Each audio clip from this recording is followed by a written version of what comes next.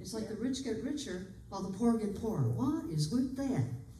So I decided to check into it, and the parable of the sower came up, which is in Mark chapter 4.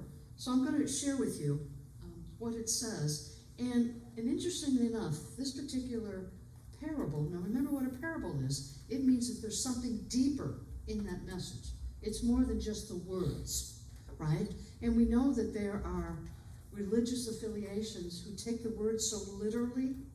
So in unity, it's a metaphysical interpretation rather than literal that predominates the teachings. So in here, Jesus is speaking to a crowd. He tells them the story of the sower seeds. And then after that, the disciples pull him aside and say, yo, dude, what the heck was that about? They didn't understand it. So what's unique to this particular Bible verse is that Jesus then interprets it for them. So if you want to read chapter 4 of Mark, 1 through 29, it's great. And so I'm really taking the teachings directly from what Jesus has shared. So it's a little long verse, but I think it's essential that you understand the beginning and the end of how he interprets it. And it reads like this. Let me just get back here. The parable of the sower. And again he began to teach by the sea, and a great multitude was gathered to him, so that he got into a boat and sat in on it, the sea, and the whole multitude was on the land facing the sea. So he's in a boat in the middle of the sea, and everyone's standing on the shore listening to him. Now, there's no microphone. How does that work? It's an amazing thing. I went to Israel, and when I was there, I had the privilege of leaving my group and walking 500 yards away, and I lit a match, and they could hear it as clear as day, because the sea was lower, and the ground is higher. So when he's talking up, and you can hear it clear as day. You know, we didn't need a microphone 2,000 years ago. It's an amazing thing, I think, anyway. I was shocked. Jesus of Nazareth, did you come to... Oh, careful. Yep. Then he taught them many things by parables, and he said to them in his teaching, listen, behold, a sower went out to sow, and it happened as he sowed that some seeds fell by the wayside, and the birds of the air came and devoured it. Some fell on stony ground, and where it did not have much earth, and immediately it sprang up because it had no depth of earth. But when the sun was up, it was scorched, and because it had no root, it withered away. And some seed fell among thorns, and the thorns grew up and choked it, and it yielded no crop. But other seeds fell on good ground and yielded a crop that sprang up, increased, and produced, some 30-fold, some 60, and some 100. Next slide, Amanda. And he said to them, he who has ears to hear, let him hear. And that's how I sit and think about when I go to give a talk. Let the ears of those that want to hear it. And those that don't, it's good. You know, it's a great affirmation for me. It centers me. So these are the 4 sowing options, right? So the purpose of the parable. But when he was alone, those around him with the 12 asked him about the parable. And he said to them, to you it has been given to know the mystery of the kingdom of God, but to those who are outside, all things come in parables. So that seeing that they may see and not perceive, and hearing they may hear and not understand, lest they should turn and their sins be forgiven. Even those that can't see or hear can still get the message. It's kind of cool. And further on now, here is the parable of the sower explained. And he said to them, do you not understand this parable? How then will you understand all the parables? He's chastising the disciples. You know, what do you got to do? You know, it's pretty plain in English. Why don't you get this? They didn't get it. Neither did any of us, right? Right. The sower sows the word. And these are the ones by the wayside where the word is sown. And when they hear, Satan comes immediately and takes away the word that was sown in their hearts. These likewise are the ones sown on stony ground, who, when they hear the word, immediately receive it with gladness. And they have no root in themselves, and so endure only for a time. Afterwards, when tribulation or persecution arises for the world's sake, immediately they stumble. Now these are the ones sown among thorns. They are the ones who hear the word, and the care of this world, we deceitfully of riches, and the desires for other things enter in, choke the word, and it becomes unfruitful. But these are the ones sown on good ground, those who hear the word, accept it, and bear fruit, some 30-fold, some 60, and some 100-fold. It's worth reading the whole thing. If you want to read it again, it's Mark 4, beginning of chapter 4 of Mark. Now, who was Mark writing to? Anybody know? He wasn't writing to the Jews. He was writing to the Gentiles, the simple people who want to know the truth, just like us. You know, they're not the high and mighty ones that are ruling Rome and all that surrounding land. They are trying to understand, what am I supposed to do as a human being to experience more of God? And in this particular chapter, it's all about, how do I manifest prosperity in my life? This is a prosperity lesson. But the trick is prosperity only about money? Right? We know that intellectually, but damn, give me the money, will you? Right? So there's a quandary going on with that. It's a mixture. You know, some of us have experienced when we first got into Unity, we could manifest things. It was like, oh my God, we put our thought to it, like parking spots.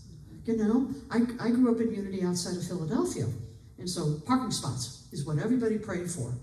And, you know, even today, if I go to Costco or something, you know, my driver or whoever I'm with will say, well, we better park in the back. Look how crowded it is. No. You're with me. We're parking up front. Drive where you want to park, and there will be a spot. And 99% of the time that's true. But it's only true if the driver believes it too. You know? So I'm constantly reminding my spouse, you are with me. We do not have those things happen to us. And she chuckles. But as a part of her that believes, that she knows that the word, my spoken word to create, has power behind. Not that I'm special, but I believe it. I believe it to be true. That's first grade unity. That's introduction to unity then. So this lesson says, I'm getting ahead of myself. I'll behave. The soil represents our consciousness, right? So what's our consciousness? Sometimes it's lack. Sometimes it means, what the heck was I thinking? Because remember, right, the power of the spoken word, what we give our attention to grows, right? And Unity teaches that if your consciousness is showing weakness or poor or something negative, and we focus on that, we have an opportunity to experience more of that. And then we say, I don't want more of that, but we continue to think in those negative terms. You see, because, go back one slide, Miss Amanda. I don't want to miss this. Yeah. So the first set of seeds go out. We've just found ourselves in unity. When you start to plant some seeds about prosperity, we want more money in our lives. You know, we say it, we learn affirmation and denials. Every time we think about money that is negative, we cancel it and we affirm our abundance, but we planted it on hard-packed soil. Y'all know what hard-packed soil is? Yeah. Oh my God. When I lived in Greenville, South Carolina, it was clay, and they were in the middle of a drought. You couldn't put a shovel in the ground. It was so hard-packed. Bad. Everything died that wasn't already in the ground. So what happens is, the farmer did not plow prior to laying the seed. Otherwise, it would have been hard, right? So we're receptive, we're not receptive to any truth statements. You know those people, you invite them to church, and then, wow, that was such a good talk, you ask them, no, not really. This doesn't fit with me. That's an unresponsive truth person. And that's why no crop was able to be produced. Next slide. The soil represents our consciousness. What is in our consciousness? Because that's what we're growing. So when we grow unresponsive to truth principles, we grow nothing. It dies. And we don't understand why prayer doesn't work. And we start to blame God. It must be the church, the minister. It's certainly not me. I'm living a right life, but I've got a dime to call my own. Right? That's the first. Next slide. The soil represents those who hear the word in truth and are happy to hear it. Those are the ones that come in the door and go, yay, I found what I've been looking for, the truth. They want the truth, and they're receptive to it, but they haven't planted it in soil that grows roots with it. So what happens is the rocky ground, the sun dries out the seeds, and nothing comes forth. Next. We'll get there. Then the third is those who hear the word of truth, but use it selfishly to gain things in the world. Those are the ones that pray for money. Those are the ones that every prayer that goes out has to do with what they could get, what they think they're entitled to, what they think should happen. Where God and our divine wisdom and our divine power within is choked off because it's all for selfish means. All for selfish means. I'm working with a couple of different churches, and a gentleman called me. And for the grace of God, the board president told me that I gave your number out to this individual. They're going to call you. So I was kind of semi-prepared. And he called and he said, I don't understand why this ministry will not accept my gifts. I want to write a large check. And it was a large sum of money. And they keep telling me no. And I said, well, tell me more about the gift. And it was money. So he was going to write a check. He had some money coming to him, and he wanted to share it with the church. Nice, right? Except he had strings attached to it. He wanted whatever that church did with that money to be credited to his deceased wife. He wasn't willing to give the gift without that added on to it. So Unity teaches we don't take gifts with strings attached. You give freely.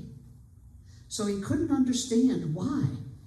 So fast forward, he offers another gift. And he decides that he's going to give it to the board and they can use it any way they want. So I'm like, oh, good. He came around. He took a truth principle and changed his mind about it. So the board called him and said, we're a willing host for your gift. We're going to do this with it. And he said, and you'll credit my wife with it. He went back to his old way. Right? He didn't stay firm in the new truth that he heard. So what ended up happening? Not only did they not get the gift, he's left the church. See? Because he said, they don't accept me. And it was interesting. And so that is selfishness. He wanted something for the giving. And that's not what Unity teaches. Unity teaches you give freely with no strings attached. Think about Christmas. When we give a gift to somebody, we want some form of acknowledgement, just kind of courtesy. Thank you for the gift card, or thank you for the flowers. We want that. And when we don't get it, do we get resentful? Do we say, they never called me and even acknowledged that they gave me the gift, right? And we get a little persnickety. And we might even decide not to give the next time it comes around because we wanted something in return. And that is how you don't prosper.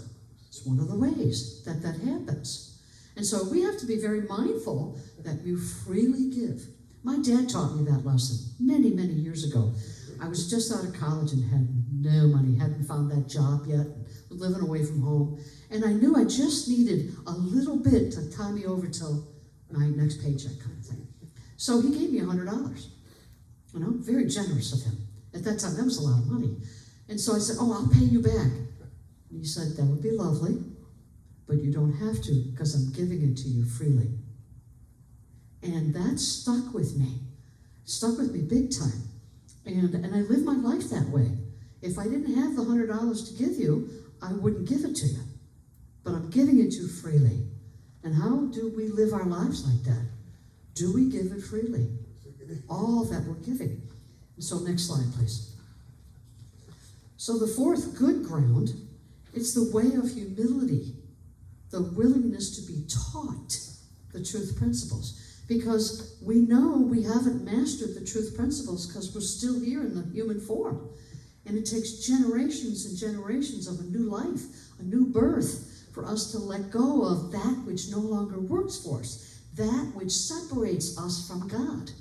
And lack consciousness is one of those. Why do we have lack consciousness? It could be because that's all we know.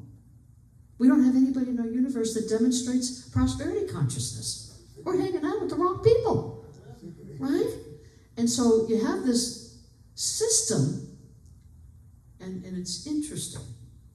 And please don't anybody take offense to this. I'm just using it as an example, okay? So we have the right of our political spectrum that believes welfare is not in your best interest. It just costs us money.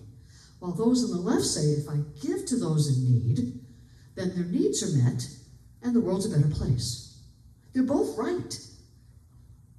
But in unity and the spiritual principles, until we change our consciousness, our lack consciousness, into a constructive consciousness, we will always be in need. And it just doesn't change the cycle. You're not using the truth principles. My dad helped me for one time. I never had to ask him for money again. Never needed to. You know, it's kind of like, I was in a church for many years, and toward the end of the service, they would ask, is there anybody here who has a special need? And that person would stand up. It might be for prayer, you know. But what I remembered, I was there for about 2 years, and every Sunday, the same person stood up requesting something to help feed her kids. You know, one time it was a bed, a crib, you know, a wagon, and the church always came through for that family. And at that point in my life, I thought that was a good thing. There's a really good ministry to do. They gave, you know? And then I left, became ordained, and visited the church. Different ministry, different location, everything. Same thing was in place. Is there anybody? And what I saw stood up was the daughter of this woman. Previously was now doing it. The consciousness had not changed at all. It wasn't a one-time gift to help you along. It was a pattern of taking from the church, using the people to further their own needs. And that's selfishness. That's a good example of selfishness. And of course, we know what selfishness means. It means, me, God, me. Give it to me. You know, why do the rich have and they get richer? Because of their consciousness. They do not embody anything about lack. They invest in the stock market and it rises. They get out when they're supposed to. All these things, because in their consciousness, they don't see lack. They see only prosperity. Now, it may not be a truth principle to them. They may not call it a Christian life, but that is embedded in them. Their consciousness creates that. While the poor continue to throw their seeds on rocky ground, ground with thorns, no water. You see? And we continue the pattern and nothing changes. And we continue to feel that God doesn't answer our prayers and that we are poor, and that's just the way it is. Right? You know, I find it interesting. Some of you know I'm going to have back surgery a week and a half now. Not too invasive, but a necessary thing for me. And so when I shared with people, some folks in their loving, caring way, well, that's just the nature. Look at your age. Satan, get away from me. You know, that's your consciousness. That is not mine. So please do not put your into me. Don't lead me those thoughts. So I have to find a way to go, I appreciate your sentiments. And shut up is what I want to say, right? Because I don't need those thoughts in my life to bring me back to a negative or lack consciousness, right? So, needless to say, I'm having trouble sleeping because my faith is weakened. And I toss and turn. And I'm like, gosh darn it, you know better. doesn't change the thoughts, And so I've really been sitting with, okay, you're in fear, Mo. You're in fear. What are you afraid of? Get a handle of that, And I'm afraid it'll go wrong. Simple fear. And my fear is based on my knee surgery went awful. I have history that says this is not a good thing. But I have faith. So my faith has to become stronger than my weakest link in that thinking, right?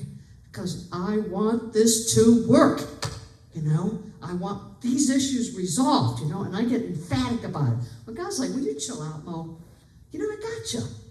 Because my faith wavers, right? And so I need to continually spend a little bit more time in meditation and bring that faith out so that my faith and my clarity about what's going to happen is stronger than the naysayers or my consciousness that slips off the path sometimes. Make sense? So those who hear the word truth accept it unselfishly and begin to bear fruit. 30, 60, 100-fold. And that means we're never done searching for truth. We get it. We have a 30 chance of threefold, and we get more and more truth, and we have a 60-fold, and then we have a 100-fold, which is what Jesus exemplified. He had 100-fold consciousness. He couldn't even understand why his disciples didn't understand the parable. You don't get this? At one point he says, you not only don't get this, I've been with you for 3 years and you still don't get it.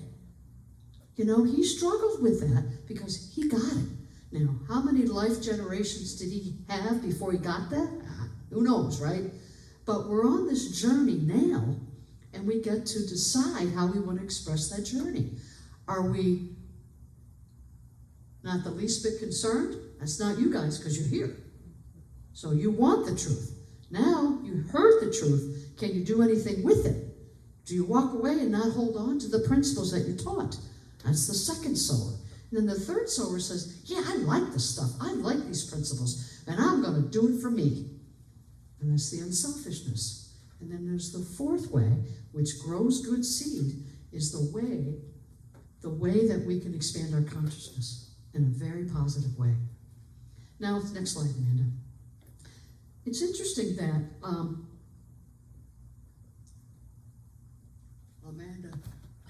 next slide. This is the key. Constructive consciousness. Consciousness is what we're dealing with. Everything you think and feel is in your consciousness. You must change that in order to infill that change with the truth of who you are, which is an unbridled, totally cared for with God's love. We know that intellectually, but how do we get it in? Because life has a way of throwing us a whole lot of stuff. Like 2 little nodules on my back that have to go away. We're human beings, so we're going to experience this stuff. So positive thinking. We're taught positive thinking, right? Think only positive thoughts. You do that and the world's good. Hence, denials and affirmations. Positive thinking is working on the mental level, trying to demonstrate things. Positive thinking does not work on the conscious side. It's interesting. I thought it did. I went, oh, that makes sense. Constructive thinking is positive thinking that says to the indwelling spirit, not my will, but thine be done. And that's where I am. All right, God, it's in your hands. I'm open and receptive to however it goes. Even if I wake up and I have no more mobility, I trust God. Then my fears are subsided. Because I will survive that too. I may not like it. I get that. But I know that I'm taken care of, and it'll be my experience to build a stronger consciousness. So positive thinking is just the first step. You have to be constructive thinking in addition to positive thinking. Who are you hanging out with? And is it negative? You can only do so much correcting with your friends. You have to be able to turn that off or recognize it's not me that's speaking. I don't have to bring it in as if I own those negative thoughts. Make sense? So, next slide. Cleaning up our emotions, because here's the other kicker. You can have positive thoughts and constructive thinking. But guess what? Your feelings are part of that consciousness. Feelings. You're like, oh my God. Because feelings are human-made. They're not God-made. Because there's only 5 feelings. Anger, fear, sadness, joy, and sexual energy or your creative juices. Everything else falls into one of those 5 categories. So when you realize that, most of us are either angry or we're afraid. We fall into the joy category every once in a while. You know, and even when we feel it, we go, boy, I wish I had that more often. Well, change your consciousness and you will. You see? So go with no thought of return when you make your prayer request. Give first, and then you will receive. I had somebody speak to me after a service one time, and they have a policy that in order for you to become a member, you must agree to an amount of giving. And it doesn't matter what the amount is. It could be $5 a month, or it could be $300 a month. We ask you to declare what it is, and then make it automatic. So the church can effectively know that that $5 or that $300 is going to come in every month. So the person approached me and said, I really want to become a member, but I can't handle that money stuff. And I said, well, tell me more. She said, oh, well, you know, she had it really bad during COVID, you know, legitimate fears. And so she, in her consciousness, is absolutely sure she cannot give. So she volunteers. She has a big role in volunteering, and she considers that part of her giving. So I suggested that she put that down on the application. I serve this, this, and this, and until my finances change. She said, no. I said, tell me more, why not? She said, I may not want to do that. And I went, well, then you're on your own. You know, because she became selfish, even in her giving. Because I realized later that she was putting strings attached to her perceived giving. And it keeps that consciousness in lack. You know, and I'm looking forward to seeing her again, because now I feel like I have additional words that might bring her out of that. You know, I want to save her, you know. So we'll see. We'll see how it goes, but it's up to us to change our consciousness. So feelings have to be dealt with. So we have to let go of our doubt, fear, greed, selfishness, you know. And we do more, give more, be more in service, give advantage. What does that mean? It means that when we do give, we do it so they can advance in whatever they're doing. My dad gave me that $100. He knew that I was going to advance in it. He could have given me that $100 and said, you got a week to pay me back. See? You know, to create a disadvantage for me. Those in business, you know, the most successful billionaires, they are huge philanthropics. They have stuff all over the world that they give to with no strings attached. They freely give. So the rich keep getting richer because they got the money to give. I get that. But at some point, they made a conscious decision to give with no strings attached, to give to the programs that they feel helpful, that they feel can make a change. Next slide, please. Because consciousness is the sum total of all we think and feel. It's not just our thoughts, because Unity says the power of the spoken word, and you know the spoken word is unconscious.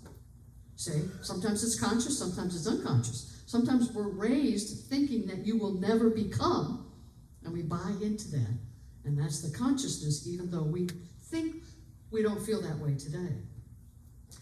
Thoughts and feelings challenged every day. Boy, isn't that the truth? You know, and I've shared with you before, please don't watch the news. If you need to know something, you'll find out.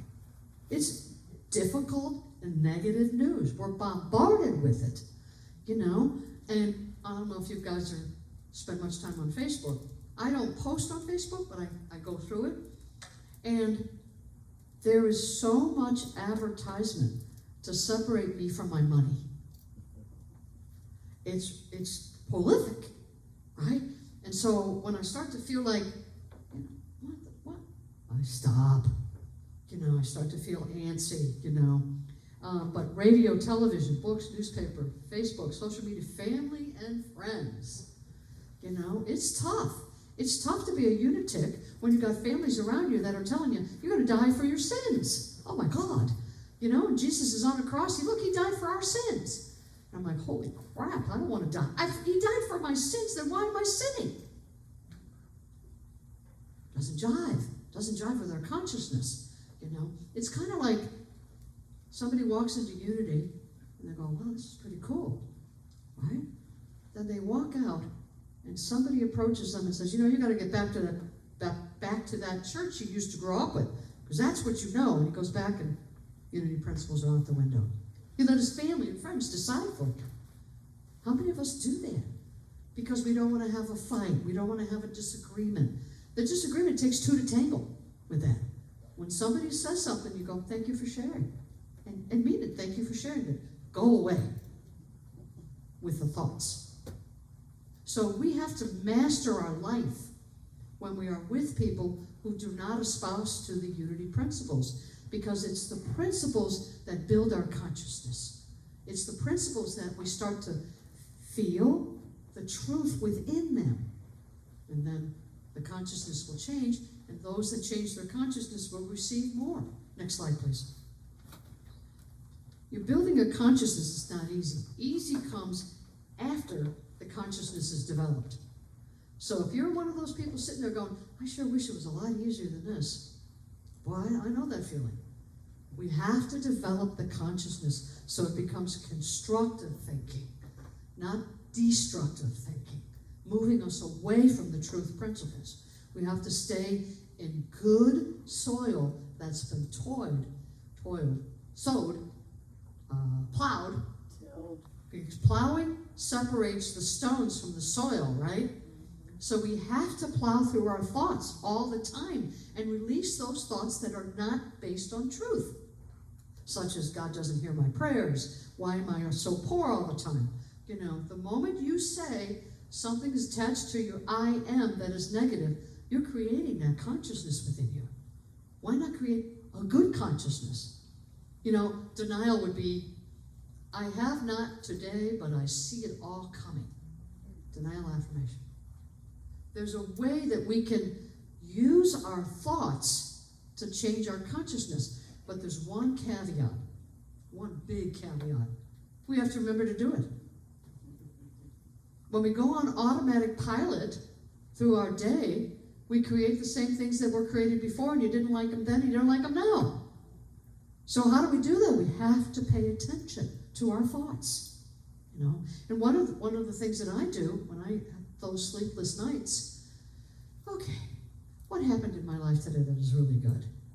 And I will give myself attention to that. Then I fall asleep. All I have to do is remember to do it, right? And I sometimes forget.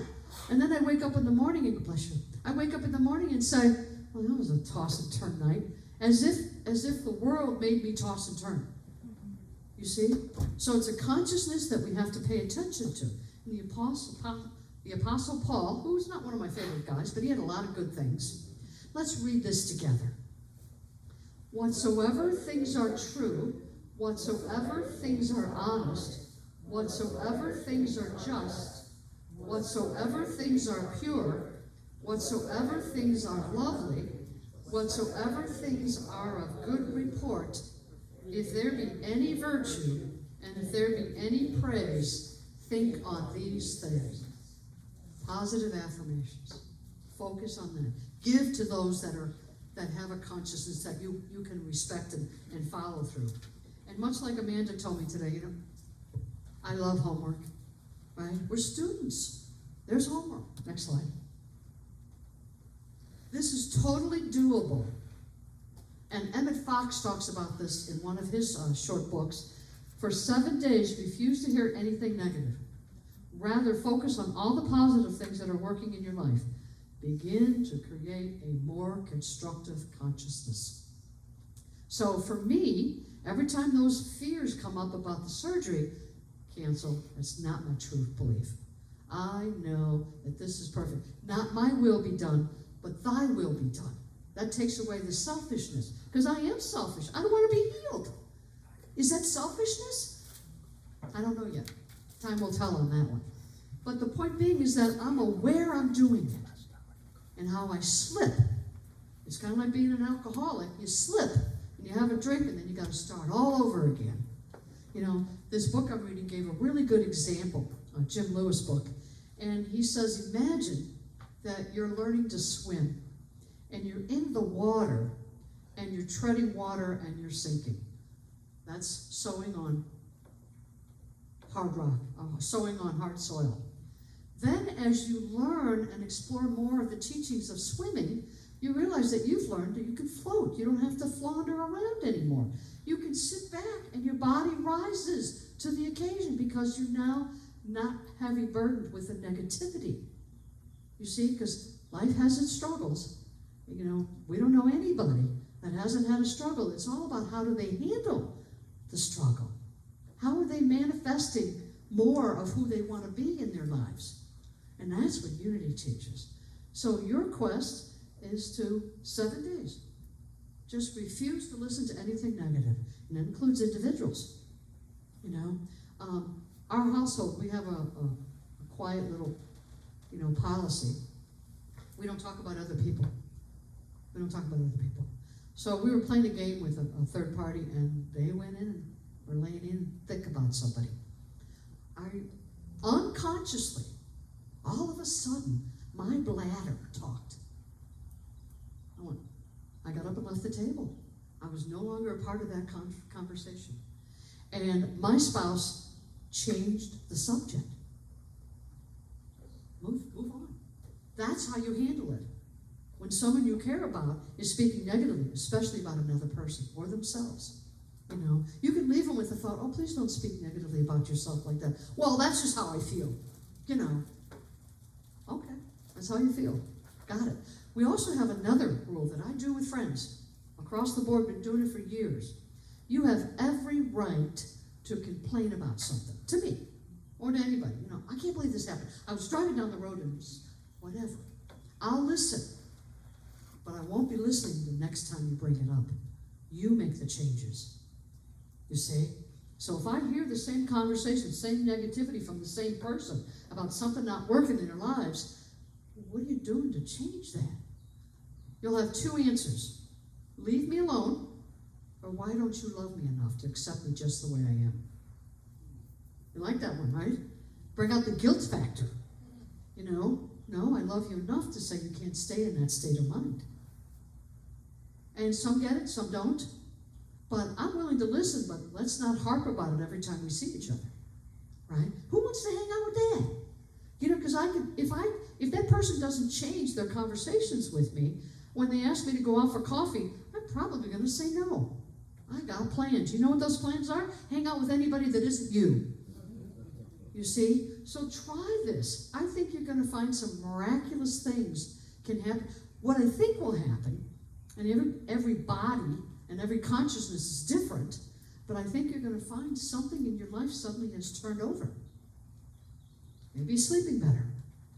I watched the Flyers hockey team last night. How was I supposed to sleep after watching them lose and they sucked? My consciousness was all over that.